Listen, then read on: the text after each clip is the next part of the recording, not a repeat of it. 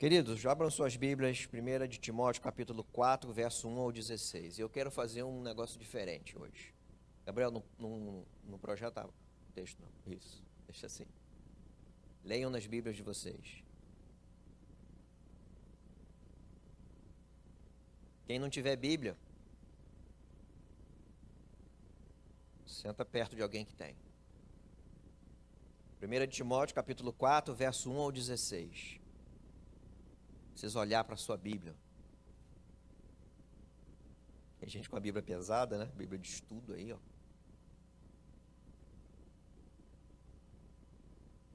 Queria convidar todos a ficarem em pé. 1 a Timóteo, capítulo 4, verso 1 ao 16. Depois mantenha aberta para a gente ir pontuando algumas coisas.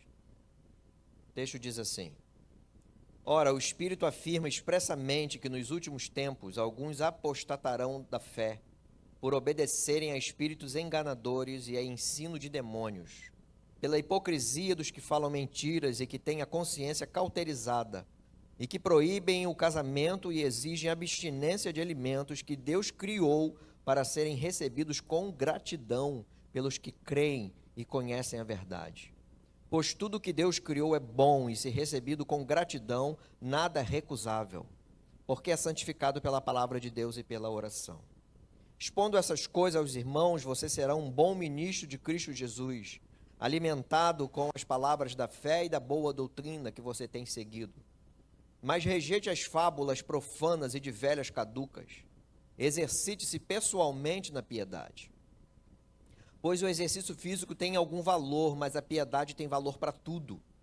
Porque tem a promessa da vida que agora é e a de que há de vir. Fiel é esta palavra e digna de inteira aceitação, pois é para esse fim que trabalhamos e nos esforçamos, porque temos posto a nossa esperança no Deus vivo, Salvador de todos, especialmente dos que creem.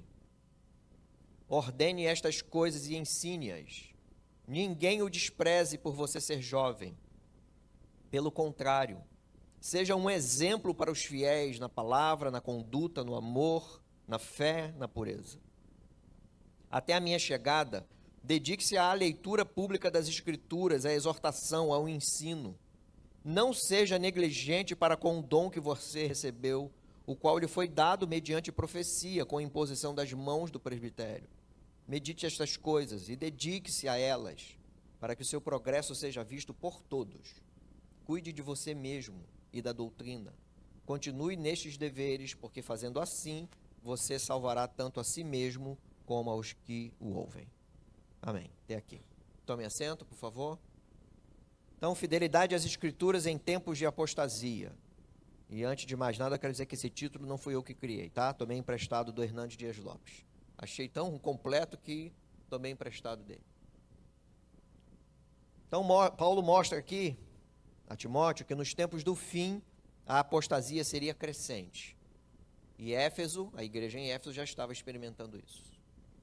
Timóteo deveria então combater as heresias, combater a apostasia com a palavra do Senhor.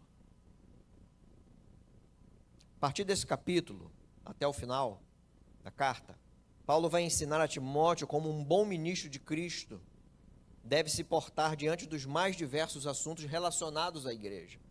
Tem bastante coisa. Os assuntos começam sobre a apostasia, os ensinos de demônios, como combater essas coisas. Passa de como tratar as pessoas da família de fé, capítulo 5, cuidado com as viúvas, o trato com os outros pastores, porque a igreja tinha uma multiplicidade de pastores, o comportamento dos servos, e aqui dos escravos, né? O comportamento dos ricos e outras coisas mais.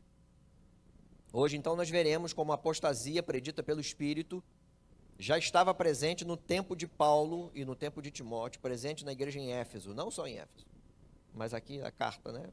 Timóteo era pastor de Éfeso. E diante disso, Paulo ensinou e lembrou a Timóteo que ele deveria combater esses hereges com a palavra.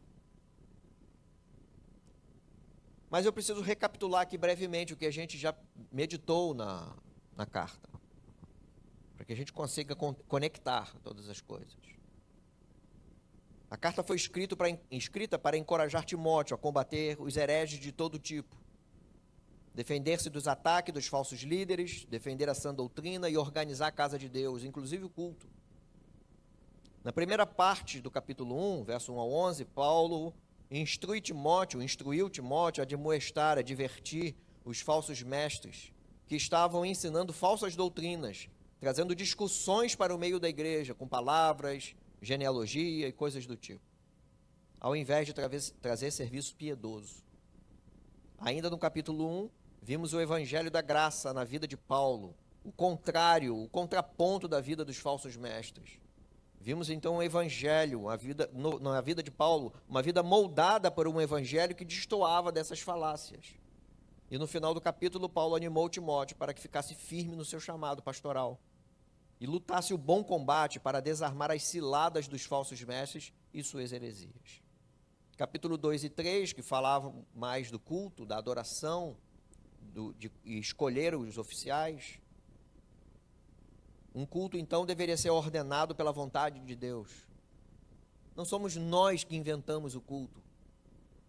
Deus nos dá a liberdade de fazer a ordem do culto, o que vem primeiro, o que vem depois. Mesmo assim, tem um princípio teológico para isso.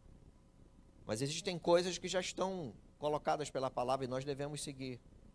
Vimos, então, sobre a oração pelas autoridades, toda e qualquer autoridade, boa ou má. Vimos o comportamento dos homens e das mulheres na adoração. Vimos, inclusive, sobre liderança.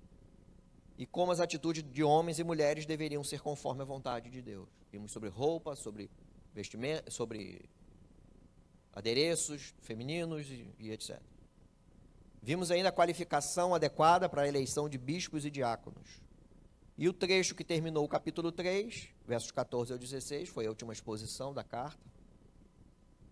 Eu falei, repito agora, funciona como uma dobradiça de tudo que Paulo já tinha falado e ensinado à igreja, e tudo que ele ensinaria agora a partir do capítulo 4. Então, o modo de se proceder na casa de Deus, conforme diz o verso 3, o verso 15 do capítulo 3. Se eu demorar, você saberá como se deve proceder na casa de Deus, que é a igreja do Deus vivo, coluna e fundamento da verdade. E essa verdade é Cristo. O verso 16 aponta para isso. Então, Timóteo, como representante do apóstolo Paulo, deveria tratar as heresias que estavam levando muitos à apostasia. Esse é o capítulo 4. Ele vai pontuar isso de novo lá no capítulo 6. Um pedaço do 5 também. Essa é a nossa meditação de hoje. Então, mantenha sua Bíblia aberta e a gente vai passear um pouquinho nesse texto. O texto não é difícil. O texto é denso. Ele é fácil de entender. Mas ele é denso. Ele é pesado. Não no sentido do entendimento, mas do conteúdo. Talvez a gente precisasse fazer vários sermões. Eu fiquei na dúvida se eu faria vários ou se faria um só. Optei por fazer um só, porque o assunto é um só. Mas ele é denso. Verso 1 ao 5, a gente pode dividir em duas partes. Verso 1 ao 5 é apostasia. Verso 6 ao 16, como Timóteo deve se portar. Dentro da segunda parte, a gente pode dividir do 6 ao 10, como Timóteo deve se portar diante da apostasia. E depois o 11 ao 16, parece-me o cuidado de Timóteo no dia a dia com a igreja em relação a essas coisas. Então, verso 1 ao 5 é o problema da apostasia. Já vimos que é um modo de viver como igreja. Ele vai falar isso aqui de novo, lá no verso 13. Mas me refiro agora ao verso 15 do capítulo 3. Se eu demorar, você sabe como deve se proceder na casa de Deus. Então, por isso, Paulo diz ao seu filho na fé que Timóteo já teria as instruções para isso. Como você deve fazer. Não se tratava e não se trata de um negócio particular. A igreja não é um negócio particular. A igreja é um negócio de Cristo. É assunto dele. Ele é o dono, as regras são dele. O modo de cultuar é dele, o modo de viver é dele, o modo da gente se portar é sobre ele. Não é sobre a gente. Por isso é casa de Deus e não nossa.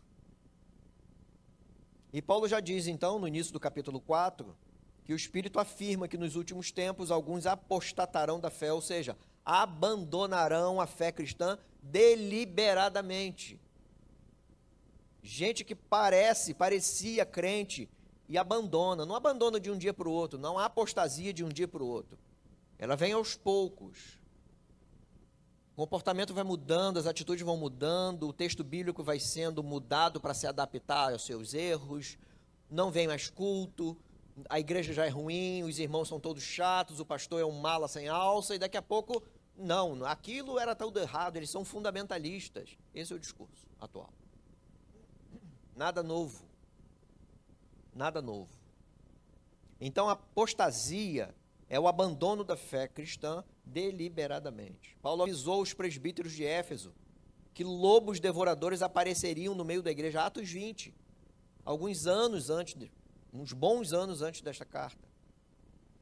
E a igreja em Éfeso já estava vivendo isso. À medida que o tempo do fim começou quando Cristo veio, e o tempo do fim findará quando Cristo voltar de novo.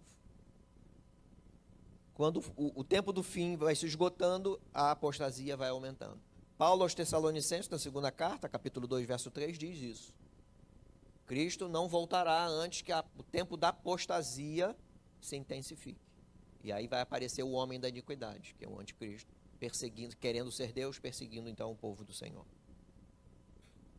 Paulo então repete essa advertência da apostasia na segunda carta a Timóteo, capítulo 3, dizendo que os tempos ficariam difíceis. E ele dá uma relação de como seriam as pessoas. Inclusive dizendo que alguns crentes, ele não usa a expressão crente, alguns parecendo piedosos, abandonariam a piedade, ou seja, a apostasia.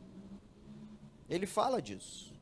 E no capítulo 4 da segunda carta, fala daqueles que buscariam ouvir os falsos mestres, buscando alimentar suas próprias cobiças, tentando satisfazer as coceiras do ouvido de querer ouvir bobagens. Exatamente o que a gente vive hoje. Gente que procura falsos mestres não para ouvir palavra, mas para ouvir aquilo que satisfaz seu coração. É como se tivesse coceira no ouvido e quer resolver a coceira, é alimentar a sua cobiça.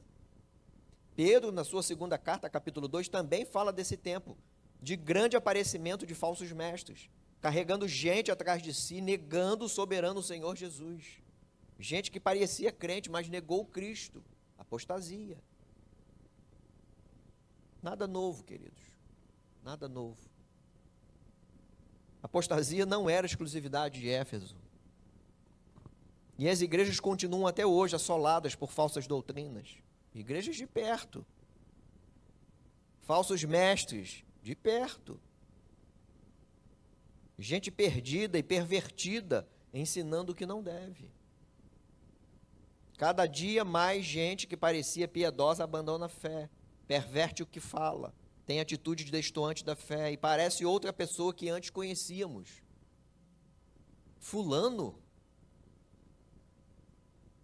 abandonou a igreja, virou do avesso.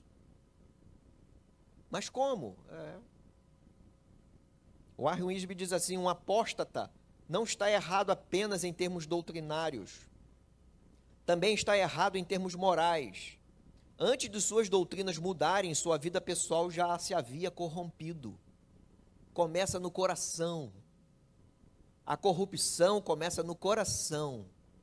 E aí, para poder acalentar o coração, vai distorcendo a palavra do Senhor. E vai seguindo falsos mestres que dão respaldo para aquilo que a pessoa quer. Ao invés de buscar a palavra do Senhor para aprender ou corrigir a vida, vai buscando os falsos mestres que dão respaldo à imoralidade e à corrupção do seu próprio coração, como que coceira no ouvido. É Paulo na segunda carta. Veja ainda no verso 1 aqui, onde estamos, primeira carta, capítulo 4, que esses apóstatas abandonaram a sã doutrina, não foi no vazio, mas porque por obedecerem a ensinos de engano, ensino de demônios, daqueles que falavam mentiras. Esses são os falsos mestres, que falavam mentiras, sendo hipócritas, que tinham a mente dura, cauterizada. É sobre isso que Timóteo luta nessa carta. Aliás, na igreja, né? Paulo adverte na carta, ensina nessa carta. O comportamento dos falsos mestres estão na carta inteira. A gente já viu no capítulo 1, versos 5 e 6, Paulo dizendo a Timóteo para admoestar gente assim, gente de fé hipócrita, parece crente, mas não é, e se perderam. Gente que negou a fé e a boa consciência, no capítulo 1, verso 19, blasfemaram contra Deus. E Paulo diz lá, entreguei-os a Satanás para serem disciplinados, para serem castigados. E no final da carta nós temos outras advertências, no capítulo 6. Esse é o padrão das heresias e da apostasia até hoje. O padrão é o mesmo, mudam as pessoas, mudam os discursos às vezes, mas o padrão é o mesmo. Influência demoníaca, é o que o texto está dizendo, é ensino de demônios. Influência demoníaca não é a pessoa ficar possuída, sair rodopiando e falando grosso, não. Não. Judas não rodopiou hora nenhuma. E estava completamente guiado por Satanás. Uma menina que foi exorcizada em Éfeso, lá em Atos, no livro de Atos, estava atrás de Paulo, dando glórias ao Senhor de forma falsa. E Paulo percebe e expulsa os demônios dela. Não estava rodopiando, gritando, pulando no chão, nada disso. Nem sempre será assim. Então, o padrão de apostasia é influência demoníaca, mente cauterizada, ou seja, dura, enrijecida, mentiras, fé hipócrita, fé relativa. Posso, mas não posso. Se posso hoje, amanhã não sei. Se não posso hoje, amanhã quem sabe. Distorção da sã doutrina para acomodar sua imoralidade e desobediência. É um padrão. Até hoje. E quando a gente começa a perceber essas coisas, que não acontecem de um dia para o outro, ela é gradativa, se não corrigir o caminho, vai apostatar, vai abandonar. A falsidade, então, deveria ser combatida. Não pode haver trégua para que as heresias floresçam no meio da igreja, seja liberalismo, seja legalismo, que os dois são perversos. As heresias não nasceram, nunca nasceram e nunca nascem de um coração piedoso, nunca. É sempre de um coração orgulhoso, influenciado muitas e muitas vezes pelo diabo. Aí nascem as heresias, com ar de piedade. Parece legal, mas destoa da sã doutrina. Nos versos 3 ao 5, nós vemos então esses ensinos, demoníacos e sutis. Olha o verso 3 ao 5, proibição de casamento e a exigência de abstinência de alimentos que Deus criou. Isso até hoje, disfarçado de seitas, nas seitas, e disfarçado de boa doutrina, até com argumentos teológicos, falaciosos, mas com argumentos teológicos. Pareciam santidade, esses ensinos. Olha o verso 5, porque é santificado. Olha que o propósito aqui é sobre santidade. Parece legal, parece bom, mas não é. Então estavam proibindo o casamento e a abstinência de determinados alimentos. Típica influência do legalismo judaico e do ascetismo oriental. O ascetismo é, não como isso, não como aquilo, não toco aqui, não encosto nisso, não falo com determinada pessoa, não passo por aquele caminho, porque eu sou santo, eu sou melhor, preciso manter-me puro. Mais ou menos essa ideia. E uma mistura disso dá um gnosticismo incipiente. Nós temos uma revelação especial, ou puno a carne, o corpo, né, a matéria, ou eu libero a matéria, e aí tem duas vertentes do gnosticismo. Aqui está começando, o gnosticismo ele só fica forte no segundo século. Aqui está começando, ele lida com isso aqui em Timóteo, na segunda carta, lida com isso aos Colossenses, João lida com isso na primeira carta. Então, algo que já estava perturbando a igreja e vem até hoje, com outros nomes. Então, nesse tempo, proibição do casamento, abstinência de determinados alimentos, típica influência do legalismo judaico e do ascetismo oriental. O gnosticismo, então, asceta, incipiente, ou seja, iniciante, começando, mostrando aqui que tudo que é físico, tudo que é matéria, é ruim. Que não é isso que Deus diz. Deus criou o corpo e vai ressuscitar o corpo depois da morte. E habitaremos com o Senhor com o corpo transformado. Como o corpo é ruim. Foi Deus que criou do barro como um artífice. E então dizem que tudo que é do corpo contamina e deve ser evitado. Quanto à proibição do casamento, então, muito provavelmente o discurso, e aí a gente não tem o discurso, mas considerando esses ensinos da época, Muito provavelmente, o discurso era de que homens e mulheres deveriam ser santos e não terem relacionamento sexual no casamento, nem mesmo no casamento. Então, proíbe-se o casamento. Não deveriam se casar. Talvez algo parecido com o que os coríntios perguntam a Paulo na primeira carta. Capítulo 7, verso 1 ao 3, eu vou ler. Quanto ao que vocês me escreveram, Paulo respondendo, é bom que o homem não toque em mulher, ou seja, não tenha relação sexual. Digo que, por causa da imoralidade, cada homem tem a sua esposa e cada mulher tem o seu próprio marido. Que o marido conceda à esposa o que lhe é devido e também, de igual modo, a esposa ao seu marido. Veja como o discurso é de pureza lá dos ensinos demoníacos. E até a pergunta dos coríntios, não, para a gente então ser puro, a gente não vai nem, quem é casado não vai ter mais relacionamento sexual com o cônjuge. E quem não casou, não casa nunca mais, porque não vai poder fazer essas coisas. Olha a loucura. Então o discurso é de pureza, mas completamente fora da vontade do Senhor. Paulo instruiu aos coríntios, nesse capítulo 7, que deveriam se casar sim, para se protegerem da imoralidade. Afinal, o casamento é onde o marido e a esposa são sexualmente satisfeitos. Essa é a vontade do Senhor. Por isso que a gente deve aprender sobre sexualidade e ato sexual na palavra do Senhor. E não termos impedimentos de estudarmos e aprendermos essas coisas, porque Deus assim instituiu, para o nosso bem e glória dele. Então a gente tem que aprender na palavra e não pelo mundo. Porque o mundo, você só liga um desenho, um filme, uma propaganda, já está tudo lá, distorcido. Então perceba a sutileza aqui de proibir casamento com um discurso de santidade e de pureza, muito provavelmente, até pelo contexto, enquanto Deus não diz isso. E eu conheço um irmão que quando ia pregar, bem longe daqui, tá?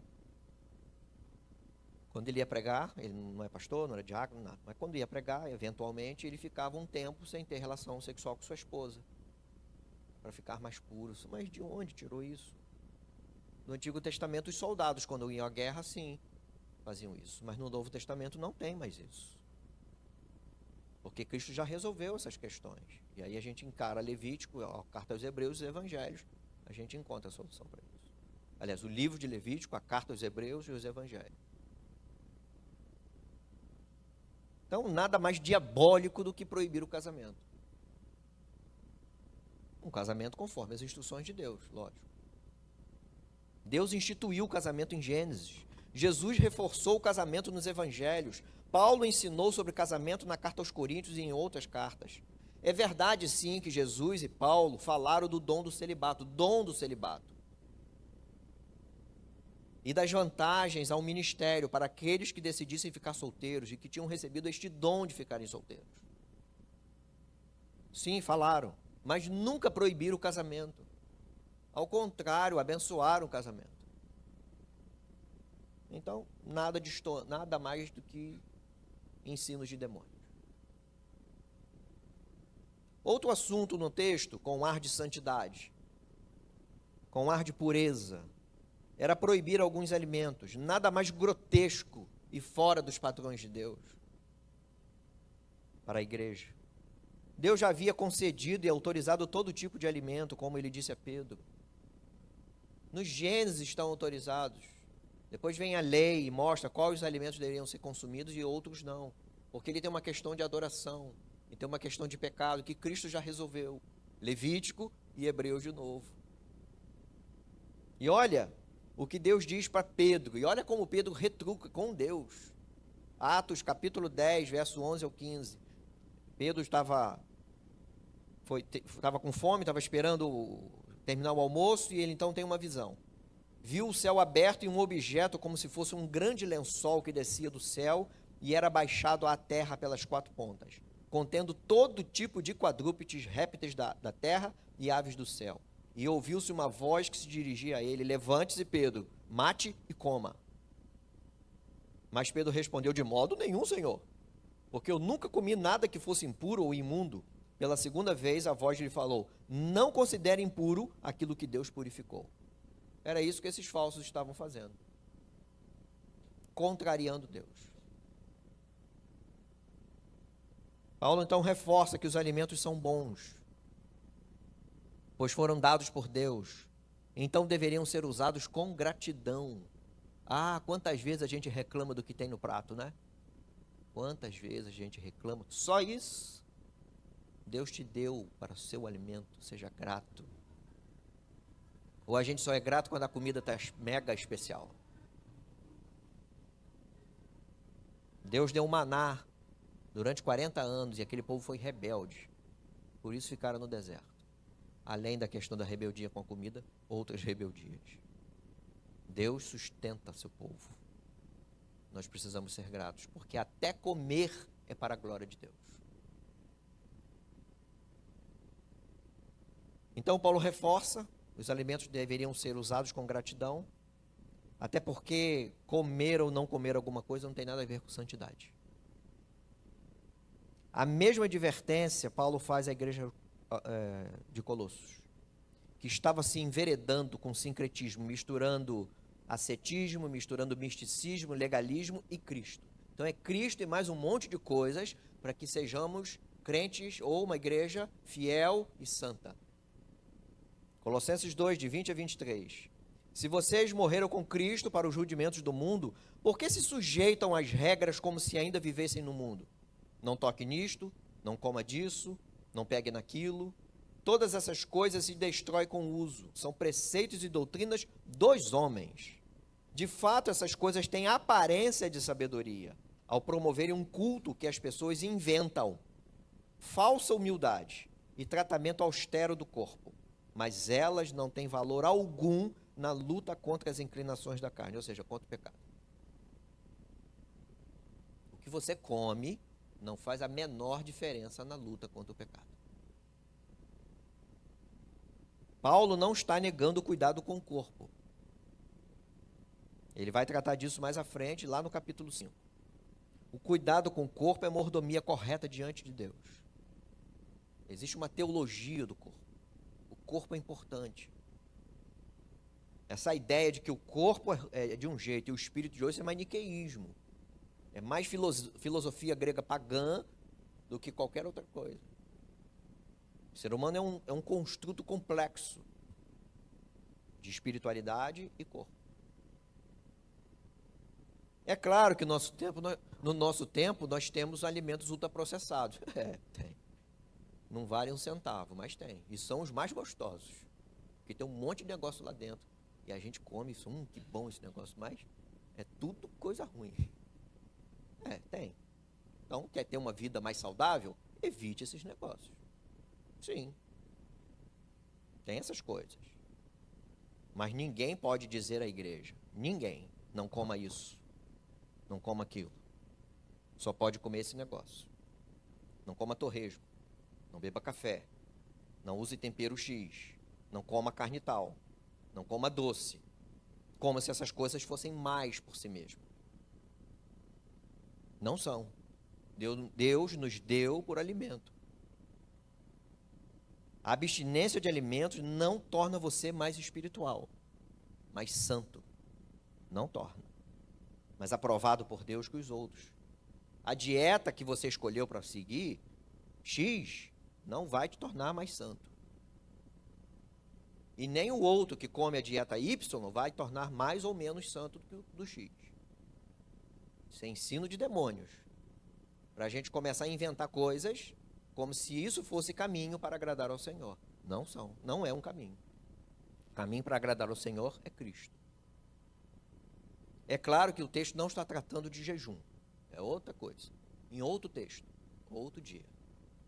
O que o texto está tratando e denunciando é um ensino de classificar determinados alimentos como impróprios ao crente por questões de santidade. É sobre isso. E o ensino contraria a vontade de Deus. Percebem a sutileza dessas coisas? Percebem a sutileza desses falsos mestres em Éfeso e os mesmos nos dias de hoje com as mesmas sutilezas? E tem uma seita aí que tem uma lista do que pode comer e que não pode comer. E alguns se enveredam por ela, como se fosse um caminho de santidade. Enquanto o texto diz que são ensinos de demônio, de falsos mestres, que levou muita gente à apostasia. Eu fico com a palavra. Então, amados, o texto diz claramente que a palavra, então o que Deus nos disse, e a oração de gratidão, já resolveram a questão do alimento. Talvez esteja conectado lá com o casamento também, mas me parece que o restante do texto aqui fala mais do alimento. Então o alimento é santo, e o ato de comer com o coração grato glorifica o Senhor. Seja grato ao Senhor pelo alimento que você recebe todos os dias, mesmo que seja um alimento simples, mesmo que seja um alimento corriqueiro, mesmo que seja igual de segunda a sábado. Seja grato ao Senhor pelo presente e o cuidado e o sustento de Deus com todos nós. Aí sim estaremos comendo para a glória do Senhor.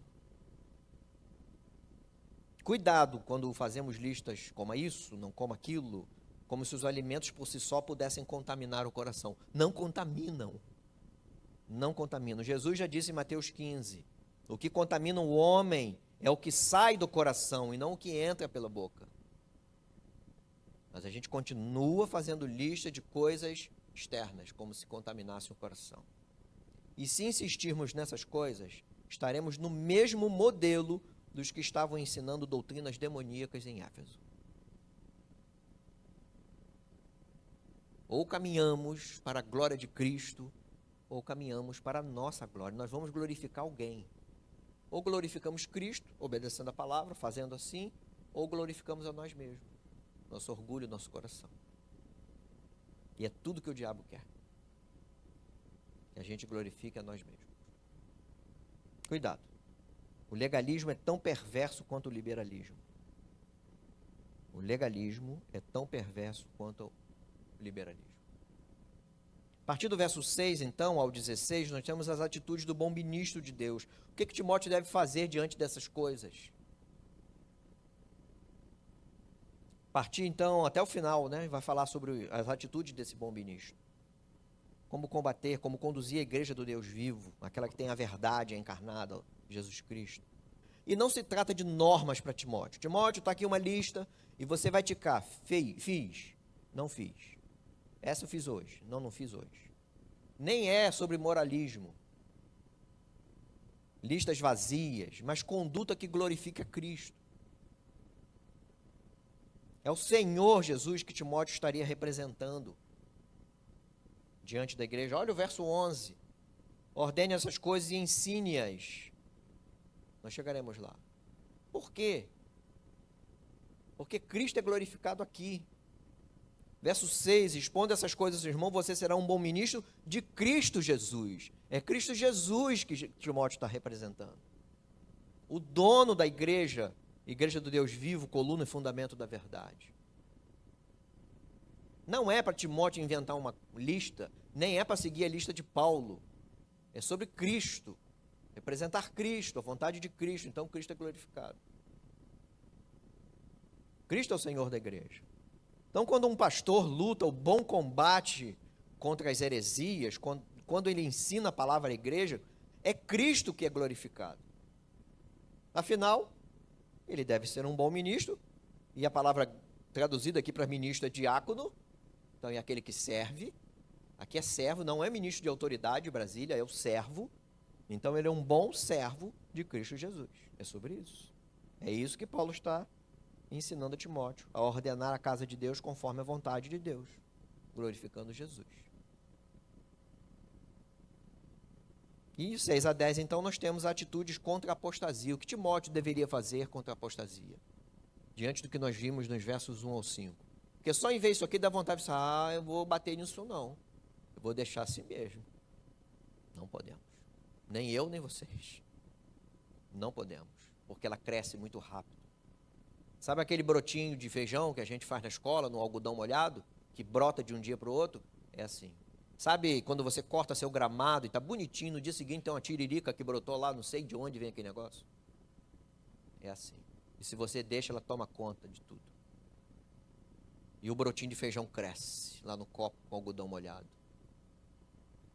Às vezes até brota um outro coisinha lá. Morre depois, mas brota ali rapidinho. Então, o Timóteo deveria, no verso 6, diz, expondo estas coisas. Que coisas? As coisas que estão aqui no verso 1 ao 5. Expor as falácias, as heresias, denunciar os falsos mestres, para que a igreja ficasse alerta. Isso combina com o que já foi dito na carta, no capítulo 1, verso 3, admoestar certas pessoas, a fim de que não ensinem outra doutrina, 1:3. Combata o bom combate, mantendo a fé e a boa consciência, 1:18, 19. Combata o combate da fé, 6:12. Essa é a luta de Timóteo, essa é a luta de todo pastor, é a luta do crente também, especialmente do pastor. Quando vê uma faísquinha de falsa doutrina, tem que ser exposta, para que ela não procrie, vai embora, some daqui.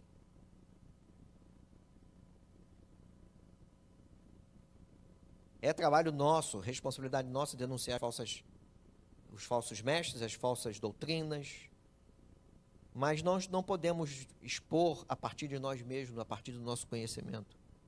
É a partir da palavra que deve estar guardada no coração.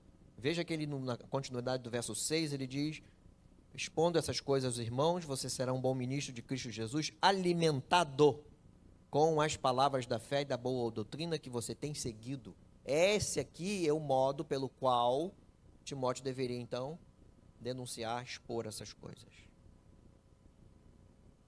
Paulo, então, diz que a exposição dos ensinos demoníacos seria a partir de um ministro alimentado com as palavras da fé, com o evangelho.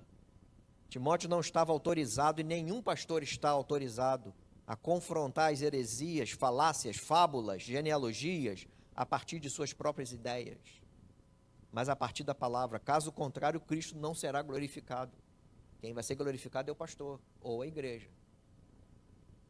Porque o servo, o diácono aqui, traduzido por ministro, faz a vontade do Senhor e não a sua. Dá trabalho expor essas coisas? Denunciar? Lógico que dá. Às vezes vamos levar algumas pedradas? Vamos. Inclusive dos crentes, que não gostam da palavra. E aí bate, reclama, faz rebelião e etc. Verso 7, então, continuando, Paulo diz para Timóteo, rejeite, mas rejeite, deveria rejeitar, não dar atenção, descartar as falácias, as fábulas inventadas por velhas caducas, inconsequentes, que estavam pervertendo a igreja. Aí tem gente que acha que só jovem que fala bobagem. É velho também. Está aqui.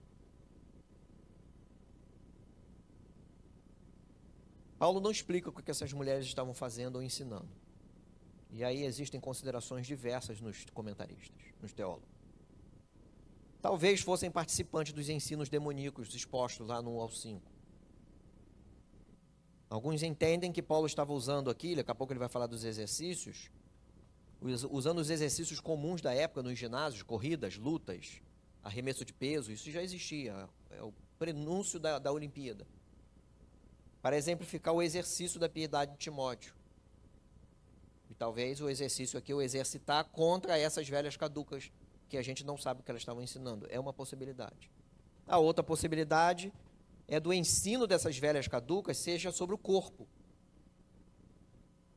através de um ascetismo rigoroso, um rigor extremo com o corpo, um rigor com o físico, com o meio de agradar a Deus.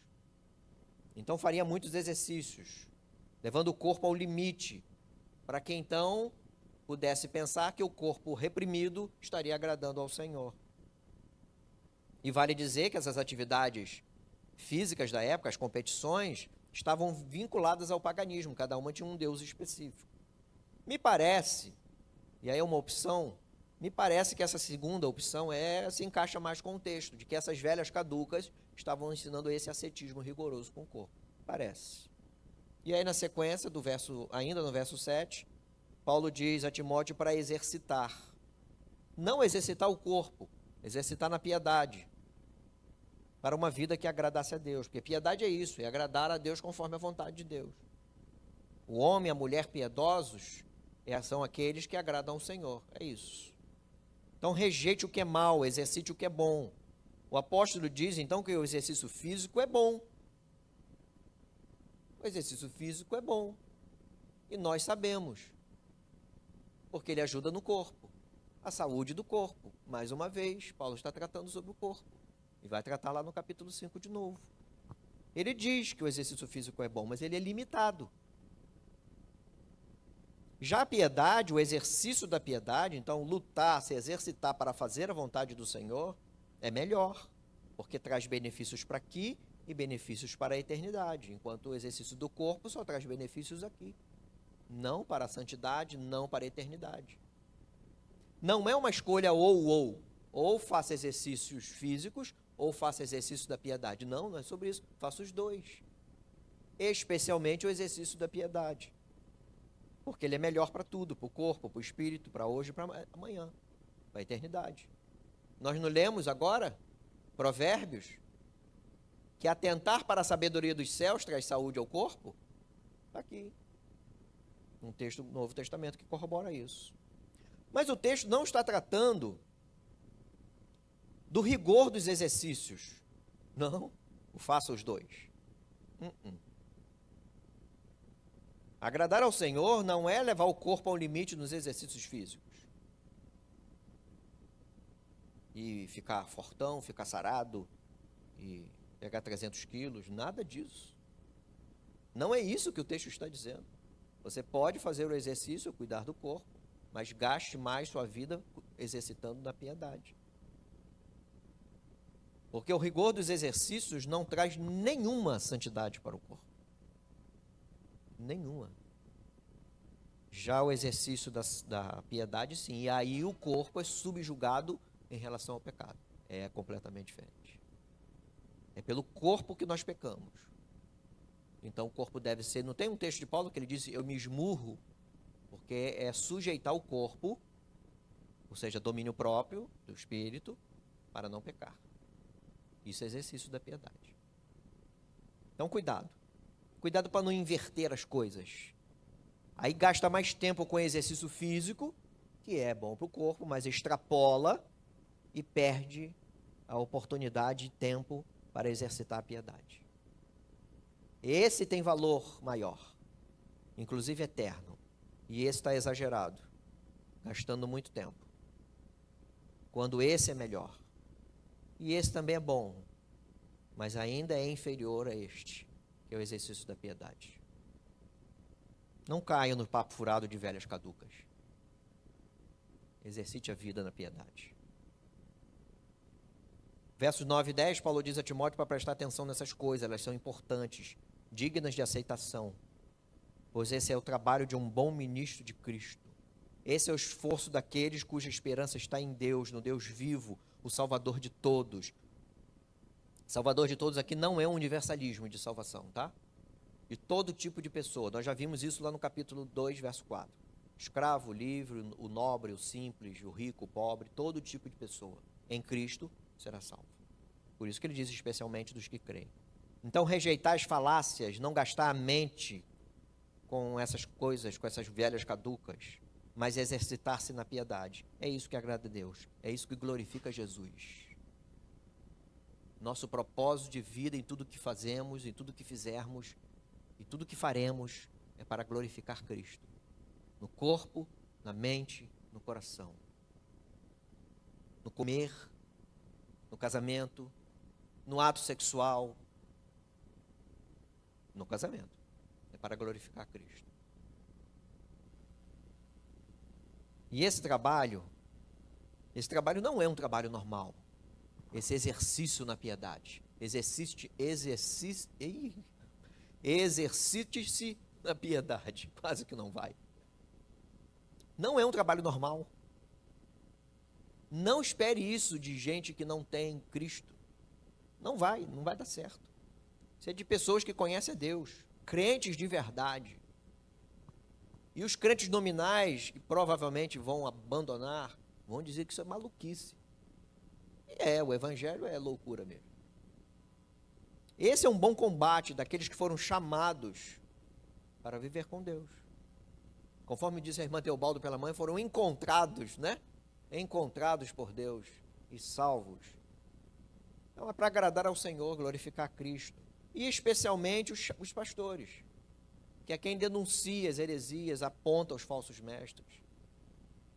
Foram separados pela imposição das mãos do presbitério para apacentar, cuidar e ensinar a igreja viva do Deus vivo. É esse o bom combate de Timóteo. Esse é o meu bom combate, esse é o combate de todo crente fiel. Então, gosta de exercício? Exercite-se na piedade. É isso. E aí o texto segue, versos 11 ao 16, nas atitudes de Timóteo no dia a dia da igreja. Olha que continua aqui algumas coisas para Timóteo fazer. Ordene e ensine. Mais uma vez, Paulo lembra a Timóteo que ele deveria ordenar a igreja, ensinar a igreja. Cabe ao pastor a liderança do ensino à igreja. Paulo já falou isso na carta aos Efésios 4, versos 11 e 12. Ele concedeu pastores e mestres, com vista ao aperfeiçoamento dos santos. Falou nesta carta, capítulo 3, verso 2, nas credenciais do pastor, apto para ensinar. Outras pessoas podem ensinar, mas o ensino principal da igreja cabe à mão do pastor. Além disso, o pastor deve ser exemplo para os fiéis. Meu Deus. Timóteo era jovem. E jovem aqui não é de 20 anos, não. Talvez 30 e pouco. Um jovem lá era menos, nesse tempo era menos de 40. E provavelmente a igreja não estava dando muita bola para Timóteo por causa da sua idade. Estava respeitando ele adequadamente. Mas Paulo lembra do seu chamado. E o chamado é independente da sua idade, Timóteo. Fique firme na palavra. Seja exemplo para toda a igreja. Então, para Timóteo ordenar e ensinar, tem que vir de algum lugar, essa autoridade toda. Mesmo sendo jovem, a sua autoridade viria da palavra. Olha o exercício da piedade aqui de novo. Se esforçar para isso. Não é ser exemplo a partir da sua personalidade. E aqui eu estou falando para mim mesmo e para outros pastores, líderes. Não ser exemplo a partir da sua personalidade, habilidades, mas na palavra, na conduta, nas virtudes do amor, da fé, da pureza. Então é um exemplo de Cristo. Esse é o trabalho pastoral. É Cristo formado no seu coração. Olha como diz o verso 6, expondo essas coisas, irmãos, você será um bom ministro de Cristo, alimentado com as palavras da fé e da boa doutrina. Cristo precisa estar formado no coração do pastor, para que ele então ordene e ensine a igreja, para formar Cristo no coração da igreja. Por isso Paulo diz aos Efésios 4, Cristo deu apóstolos, profetas, evangelistas, pastores e mestres, para aperfeiçoar os santos, para o crescimento em amor, chegar à estatura do varão perfeito, que é o próprio Cristo. Veja que é tudo sobre Cristo. Vejam que é sobre a glória de Cristo, Cristo formado na igreja, o coração da igreja ser moldado pelo coração de Cristo, é sobre isso. Não é sobre o pastor, não é sobre a membresia, diretoria, diácono, não, é sobre Cristo.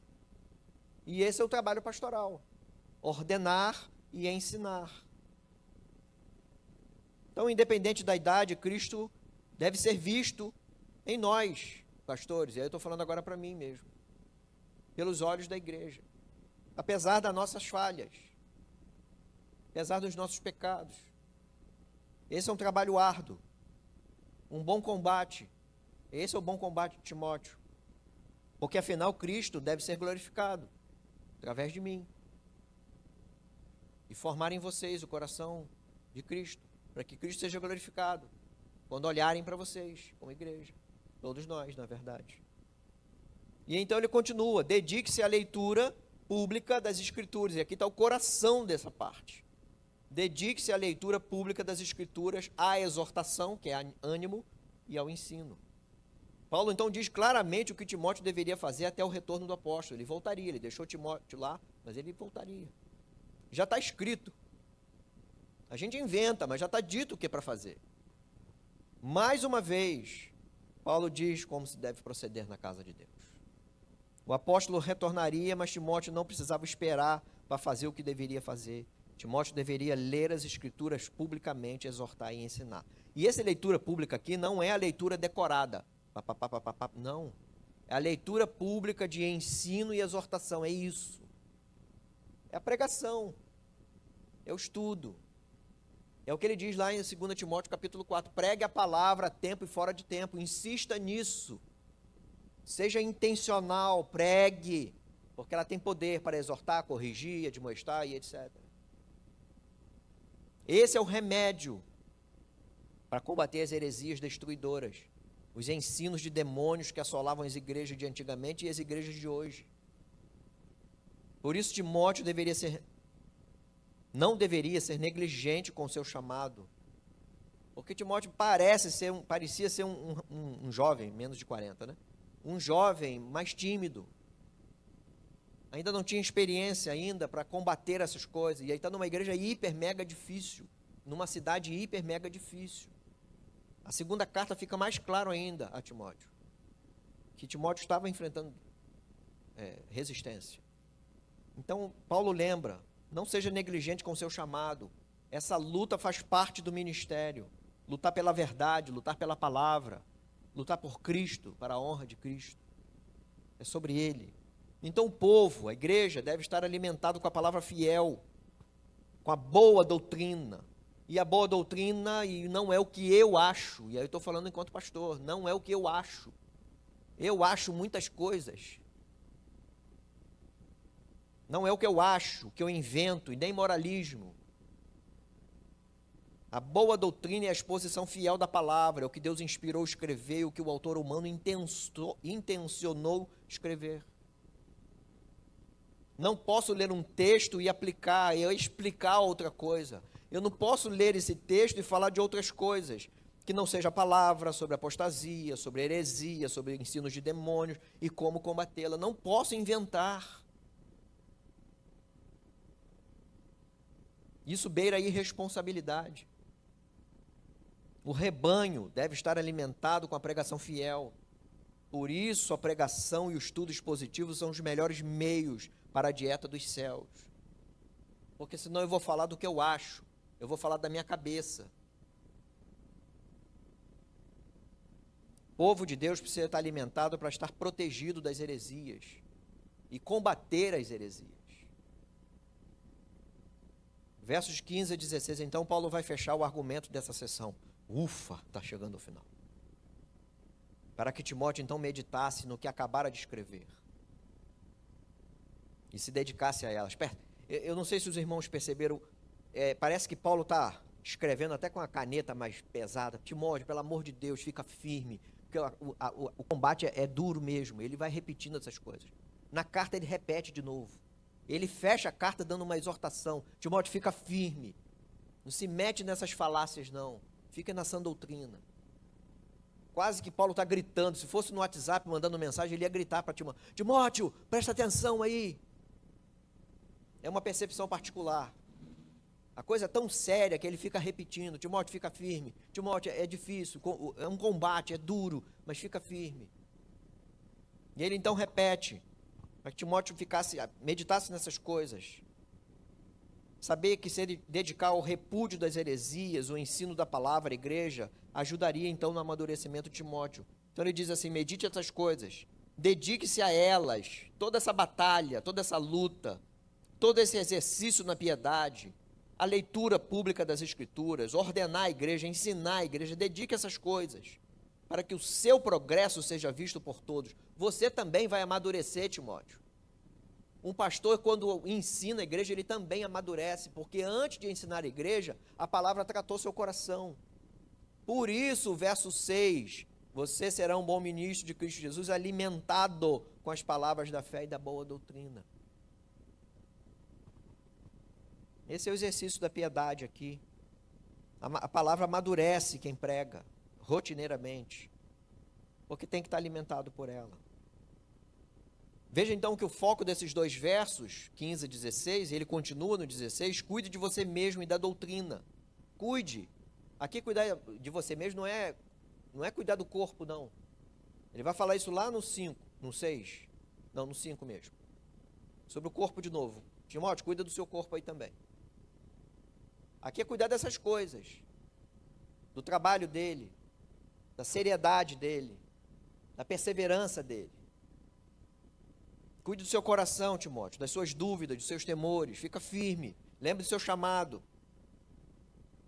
A luta era difícil, uma igreja cheia de heresias numa cidade idólatra e imoral. Mas o jovem Timóteo deveria ficar firme. Fazendo isso, salvaria a si mesmo e os outros. Isso é para todo crente, irmãos. A carta é pastoral, a carta está dizendo a Timóteo enquanto pastor. Tem coisas específicas ao pastor? Tem. Mas isso é para todo crente. Ficar firme, todo crente. Porque a armadilha para dar rasteira na gente, todo dia o diabo faz. Lembra de Efésios capítulo 6. Fique firme na armadura, que é Cristo. Para vencer as ciladas do diabo. Porque ele está preparando um monte para você hoje ainda. Hoje ainda. Quando você chegar em casa para ver um filme, e aí começa numa história simples, daqui a pouco tem cena de sexo num filme. Assim, naturalmente. Para você perverter sua mente, seu coração. Um filme que começou, sei lá, falando dos passarinhos, e do nada aparece uma cena de sexo no filme. Ou o filme todo é construído em cima da sutileza da imoralidade. E se você não ficar atento, você vê o filme todo, colocou aquilo tudo na sua cabeça, e nem percebeu. Tem que estar atento. Fica firme na palavra. Eu estou dando um exemplo só. Então o que Paulo está dizendo a Timóteo e encorajando é que o esforço de Timóteo de ficar... perdão, eu não falei da salvação. Aqui o texto diz: você salvará tanto a si mesmo como aos que ouvem. Salvação não é fruto dos nossos esforços, tá? Salvação eterna. Não é isso que Paulo está tratando. O que Paulo está tratando aqui, e a gente já viu que o evangelho é pela graça, a salvação é pela graça, capítulo 1, versos 12 em diante. Salvação é a graça abundante de Deus. O que Paulo está dizendo e encorajando é que o esforço de Timóteo em ficar firme na palavra e ensiná-la à igreja rotineiramente, de forma contundente, livraria, ou seja, salvaria ele, o Timóteo, e os demais da igreja das heresias e da apostasia. É isso, está dentro de um contexto. Não é um universalismo de salvação. Ou salvação por obras. Se esforce bastante que você vai ser salvo. Isso contraria tudo que Paulo já disse na carta e contraria todas as outras cartas sobre salvação. Não é sobre isso. É sobre salvação, livrar das heresias, da apostasia. É isso. Então, nada melhor do que a palavra do Senhor para proteger nossos corações. E da falsidade, dos enganos, dos ensinos demoníacos e dos falsos mestres. Estão por aí. Estão por aí, mais perto do que imaginamos. Nas redes sociais, cuidado para ver se você não segue um falso mestre, tá? Tem muita gente boa de oratória, mas nada de evangelho. Cuidado para ver se você não dá like lá, coraçãozinho toda hora, achando que é um homem piedoso. Pode não ser. Avalie segundo as Escrituras. Tem gente boa, segue gente boa, ouça gente boa. Duas aplicações para a gente encerrar. Cuidado com as heresias por aí, tá? Não sejamos ingênuos achando que acabou, que não tem mais, foi só no tempo de Paulo.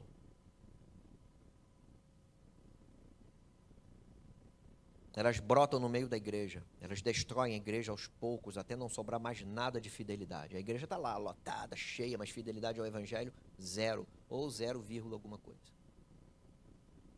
Os mestres falsos não são forjados no mundo, eles não nascem no mundo. Os mestres falsos são forjados na igreja, dentro da igreja, sai da igreja, ensinando coisas do inferno para destruir a igreja. Isso já acontecia na igreja em Éfeso, e acontecerá até Cristo voltar, e vai piorar muito mais quando o fim estiver perto do fim. Estejamos atentos e combatamos essas falácias com a palavra do Senhor. Não tem outra ferramenta, não tem outro remédio, é a palavra do Senhor. Não se combate heresias com liberalismo, eventos, métodos de crescimento, nem com legalismo, mas com a palavra do Senhor. É nela que nós aprendemos, é com ela que combatemos as vãs doutrinas. Uma igreja saudável, que honra Cristo com fidelidade à palavra, é alimentado pela palavra. Protege-se com a palavra e ensina a palavra. Porque Cristo então será glorificado. É sobre isso. Não é sobre moralismo. Estejamos atentos. Ouvidos atentos com o que a gente ouve. Pregações que a gente ouve. Às vezes o camarada é até legal. Às vezes o camarada é até gente boa, mas não prega nada de Bíblia. Segundo, então, conectando o que eu falei agora, honre bons ministros de Jesus, servos de Jesus. Avalie qualquer ministro de Cristo, aqui eu estou falando de pastor. Eu e qualquer outro. Avalie. Se esses denunciam e rejeitam as heresias e os falsos ensinos, se alimenta o povo, sim, com a palavra de Deus. Não deem bola e confiança para gente que sobe ao púlpito ou nas redes sociais para ensinar bobagem, contar a história de um coração orgulhoso, para fazer piada, pregar autoajuda, pregar prosperidade, coisas do tipo. Coach, que é o autoajuda, só um nome bonitinho. Valorizem homens que sejam fiéis à palavra, que se esforçam para alimentar seus corações da igreja, expondo verdadeiramente a boa palavra de Deus. Esses glorificam a Cristo, porque não é sobre eles. Eles não falam de si mesmos, eles falam de Cristo. Não falam de filosofias vãs, mas de Cristo. Não falam de doutrinas humanas, mas falam de Cristo. Não falam de legalismos com ar de piedade, igual nós vimos aqui do casamento e do alimento, mas falam de Cristo. Falam de salvação, falam da boa doutrina dos céus. Estejam atentos. Coração e ouvido atento. Moldado pela palavra. E isso só vai acontecer se a gente ler e meditar na palavra. O que é meditar na palavra? Não é ficar sentado olhando para a Bíblia, esperando brotar alguma coisa. Leia o texto. O que Deus me ensina aqui? Como esse texto aponta para Cristo? O que devo aprender neste texto? O que Deus ensinou antes disso tudo? O que Deus ensinou lá para o templo do texto? E como isso aponta para Cristo? Então, como isso chega a mim? Esse é o processo. Se a gente bagunçar isso aqui, bagunça tudo. Quero terminar então. Quero ler um texto de 2 Timóteo, capítulo 4, que resume muito bem essas coisas todas que expus aqui. Diante de Deus e de Cristo Jesus, que há de julgar vivos e mortos pela manifestação e pelo seu reino, ele chama 2 testemunhas para falar, Timóteo.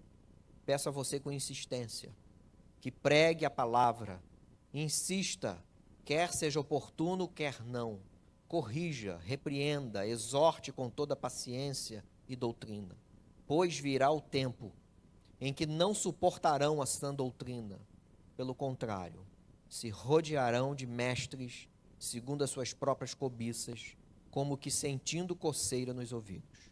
Eles recusarão a dar ouvidos à verdade, entregando-se a fábulas. Já vivemos isso. E vai piorar. Porque a doutrina, a verdade da palavra de Deus incomoda e confronta pecados. É isso. Amém? Vamos orar? Curve sua cabeça. Senhor Deus de poder, Deus de graça, nosso Salvador eterno, gratidão ao Senhor por esse texto.